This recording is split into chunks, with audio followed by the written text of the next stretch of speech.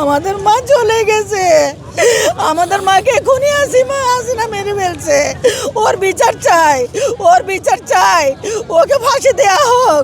Doctor Yunus sir উনি আপনি ওনাকে ওকে এনে ফাঁসি দেন। আবার সে শোক জানাইছে। কিসের শোক জানাইছো তুমি? এই হাসিনা, তুমি কিসের শোক জানাইছো? তোমার ছেলে শোক জানাইছে, তুমি আমাদের মাকে মেরে ফেলে এখন শোক জানাইছো। নাটক করো, এই তুমি নাটক করো, তোমার নাটক বন্ধ করো। তুমি মুদির কাছে আসো, মুদির কাছে থাকো, তোমাকে এনে আমরাই তোমাকে ফাঁসি দিব।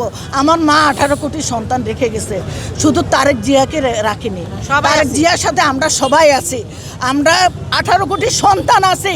তুমি কোথায় যাবা? তুমি পার পাবা না। এই তুমি মানুষ নাকি? তুমি শোক জানাইছো, তুমি নিজের হাতে জেলে ঢুকে মানুষ জবাই করো। তুমি নাকি আবার একজন শোক জানাইছো?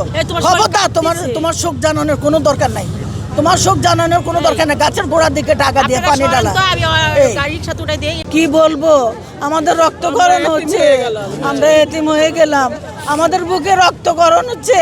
18 কোটি সন্তানের বুকে রক্ত দিল, এই বাংলাদেশ লাল হবে না।